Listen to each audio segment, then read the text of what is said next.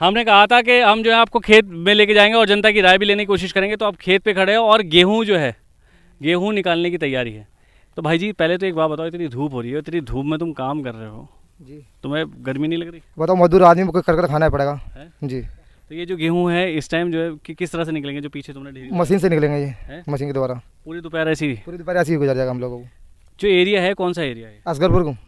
तो आपकी समस्या क्या है? अगर मान लो नगीना लोकसभा पे जो जितने भी कैंडिडेट हैं घूम रहे होंगे और आपको आके जो है ना बहुत अच्छे अच्छे ऑफर दे रहे होंगे, तो आपका कोई समस्या है? जी समस्या है, हमारा पुल बन जाए मालन नदी का, ये तो समस्या हो जाएगी हमारी।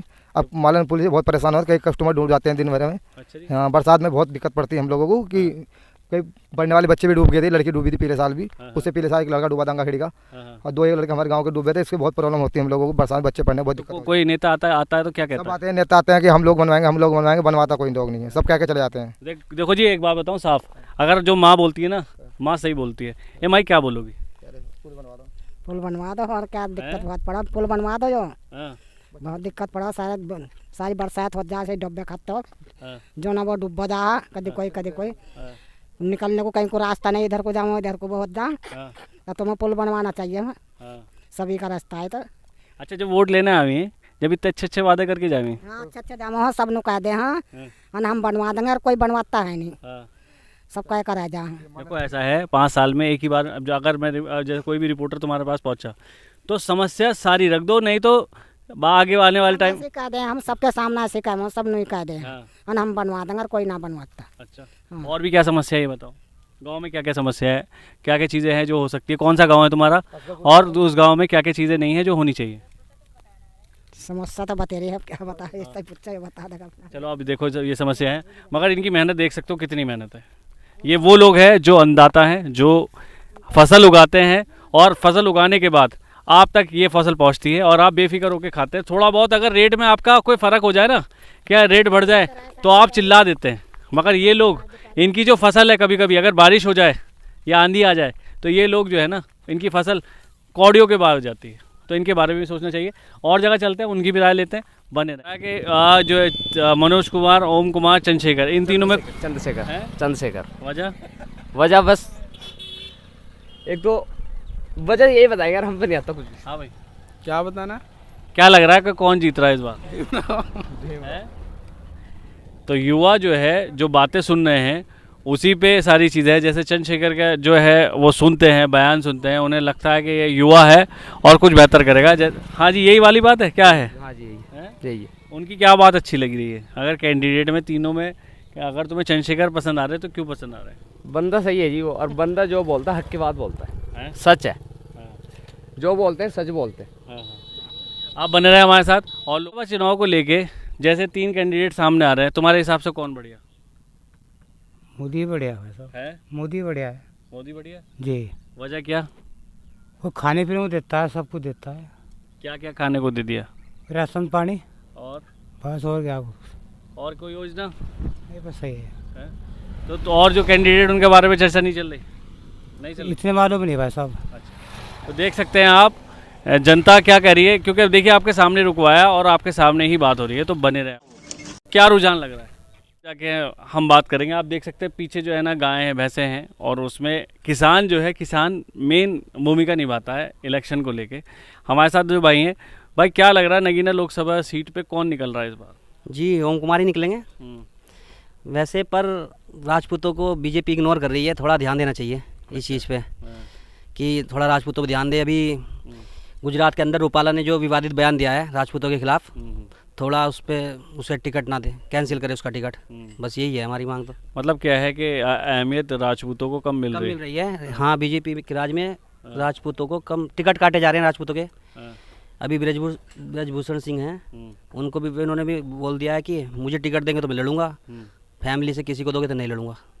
अच्छा एक चीज़ ये है कि जो राजपूत समाज है और हिंदू समाज है, अगर मुस्लिम समाज की बात करें, हिंदू समाज की बात करें, हिंदू का एक हिंदू समाज नॉन मुस्लिम का जो समाज का है वो एक तरफा वोट डलता हुआ नज़र आ रहा है, या किस तरह से देख रहे हैं? जी मोमडन का दलित का तो चंद्रशेखर रावण पे जाएगा जी। और जो राजपूत तो जी बीजेपी के साथ हैं पहले से ही, पर फिर भी ये इसका फ़र्क बैठेगा। ये बीजेपी इग्नोर कर रही है ना राजपूतों को, तो राजपूतों में आक्रोश है इस चीज़ के प्रति।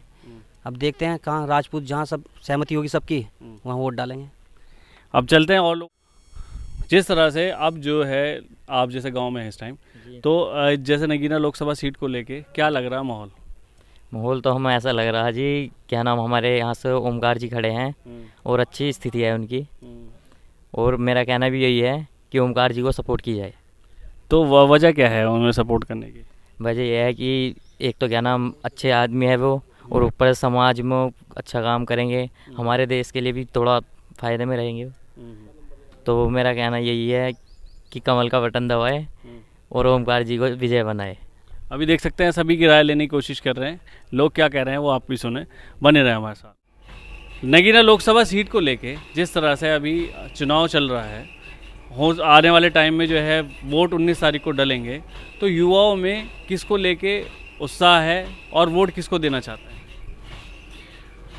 वोट तो नहीं बताऊंगा किसको जान देना है, बताना भी नहीं चाहिए। अब अच्छा ही है जो विकास कर रही है। मैं दोबारा कर लेता हूँ। लोकसभा चुनाव को लेके अब 3 कैंडिडेट सामने आ रहे हैं, मनोज कुमार, ओम कुमार और चंद्रशेखर। अगर आपके गांव की बात करें तो आपके गांव में चर्चा क्या चल रही है? चर्चा सभी की है।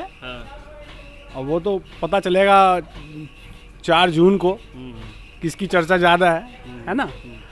अब जो अच्छा विकास कर रही है सरकार उसको ही चुनेंगे, है ना। सरकार तो बीजेपी की है। जो अच्छा काम कर रही है उसी को चुनेंगे, है ना। तो आपके हिसाब से कैंडिडेट कौन बेहतर लग रहा है? कैंडिडेट तो सब ही ठीक है ना, कैंडिडेट की हम किसी को नहीं कहेंगे। हाँ, अब देख सकते हैं और लोगों की राय देते हैं, यहाँ पे युवा भी हैं, उनसे भी बात करेंगे, बने रहे आप हमारे। कहते हैं कि जो घर का बुजुर्ग होता है वो ही तय करता है कि वोट किसको देना है, कैसे तय करना है, क्योंकि वो देखा होता है, क्योंकि सरकार उसने देखी होती है और विकास को लेके देखा होता है। हमारे साथ गांव के वरिष्ठ भी हैं, उनसे हम जानने की कोशिश करते हैं क्या माहौल बन रहा है। जैसा कि आप यहाँ पर माहौल देख रहे हैं, कैंडिडेट कोई भी हो पार्टी को वोट जाता है। इसी तरीके से कांग्रेस इतने लंबे समय तक रही, जब तक राहुल गांधी, जब तक ओवैसी जी दोनों मौजूद हैं, तब तक भाजपा को हराने वाला कोई नहीं है। क्योंकि राहुल जी कई बार इतनी बेवकूफ़ी भरे शब्द बोल देते हैं जिस कारण जो उसका लाभ जो बीजेपी को डायरेक्ट जाता है।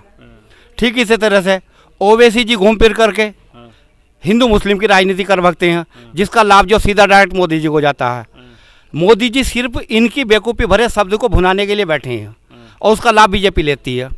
अब रही बीजेपी की विकास कार्य की, बीजेपी ने देश को आप देख सकते हैं कहाँ से कहाँ गिरोथ ले करके गए। आज पाकिस्तान हमेशा वो कहता था मैं बम पटका दूंगा, बम पटका दूंगा। आज वो अपनी रोटी के बम पटकाने से मजबूर है। वो कह रहा है कि मुझे अपना सामान दे दो भैया, यहाँ से मुझे कुछ सस्ता पड़ जाएगा। ठीक इसी तरह से और देश भी, एक प्राइम मिनिस्टर हमारे प्राइम मिनिस्टर के पैर झुक कर छूता तो क्या हमारा गौरव नहीं बढ़ता। तो इसी तरह से बीजेपी जो है पूर्णतः जो है 370 हटाई। आज कश्मीर में आप देखते थे कि लाल चौक पर झंडा नहीं फहरा सकते थे, मगर आज वहाँ पे झंडा फहराया जाता है ओपनली, टूरिस्ट जाते हैं और कश्मीर कितना डेवलप कर रहा है। आज पाकिस्तान वाले ये कह रहे हैं कि आज़ाद कश्मीर भी हमारा ले लो, उसे भी किसी तरकीब से ऐसे ही चला लो। अच्छा, जो ओम कुमार है, जैसे आप बीजेपी को सपोर्ट कर रहे हैं, तो ओम कुमार क्या फील्ड में जाके मेहनत कर रहे हैं, नहीं कर रहे? ओम कुमार जो है वो एक बेस्ट हैं, वो सीधा कहते हैं कि मैं भाषण देना नहीं जानता, मुझसे आप काम कराएं, अगर मैं काम ना करूं तो आप मुझे पकड़ कर ले जाएं, मैं आपका लोकल हूं। सबसे पहली बात, वो लोकल हैं।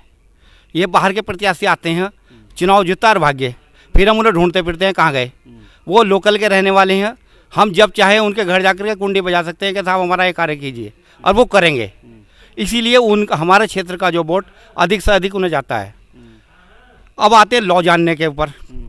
मनोज कुमार जी जो लॉ जानते हैं, एक जज रह चुके हैं, उसकी केवल वही फाइट में आएंगे, बाकी सब तो इधर उधर रहेंगे। चंद्रशेखर जी अपनी उनकी वाणी पर विराम नहीं है, वो इस तरह के शब्द इस्तेमाल करते हैं बार बार कि साहब इसके साथ ये कर दो, इसके साथ वो कर दो। इस कारण जो लोग बाग उनसे कटे रहते हैं। फाइट में हमेशा जो है मनोज कुमार जी रहेंगे, इसके नगीना लोकसभा में कोई और नहीं रहेगा।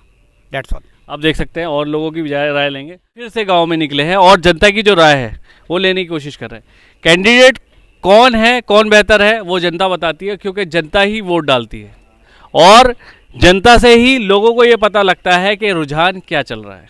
हम एक गांव में हैं और हमारे साथ भाई है, उनसे जानते हैं कि जिस तरह से 3 कैंडिडेट हैं, ओम कुमार, मनोज कुमार, चंद्रशेखर, इन तीनों में फाइट नज़र आ रही है।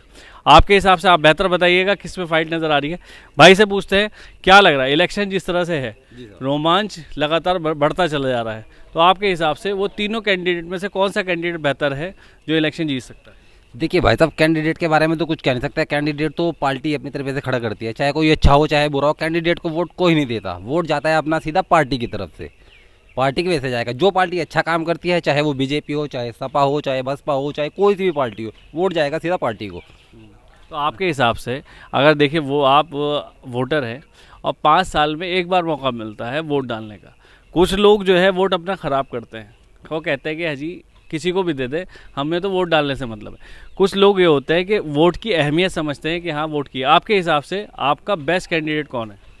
कैंडिडेट की बात तो ये है, देखिए जो जनता के हित में काम करे, जो देश को राष्ट्र हित में लेके जाए, वोट उसी को जाना चाहिए, चाहे वो कोई सा भी कैंडिडेट हो। मैं उसको नहीं कह रहा हूँ, जो वर्तमान की सरकार चल रही है, चाहे वो अच्छा काम कर रही है, वर्तमान के पीछे गई है, नहीं किया काम अच्छा, नहीं मिला वोट इस बार जो चुनाव चल रहा है, इस बार तुम्हें पता ही है सबको, धारा 370 से लेकर राम मंदिर तक के मुद्दे चल रहे हैं, पूरा भगवान राममय हुआ पड़ा है भारतवर्ष, तो वोट तो सीधा सीधा सबको पता ही है। इस बार अब की बार मोदी सरकार 400 के पार। अच्छा, तो मतलब मोदी सरकार को मतलब आपका ओम कुमार को जाएगा? अब ओम कुमार को क्या जाए, हम तो मोदी के भक्त हैं, तो मोदी को ही वोट जाएगा। अब कैंडिडेट कोई भी हो, उसके ऊपर ही मोहर लगेगी, सीधा सवाल। यही सारी चीज़ें है कि मतलब बीजेपी को जो पसंद करते हैं उनका कैंडिडेट कोई भी आ जाए, जी। वोट जो है बीजेपी उसके कमल पे डलता है, सीधा कमल पे वोट जाता है। वो मोदी और योगी को वोट जा रहे हैं, ना कि कैंडिडेट को वोट जा रहे हैं।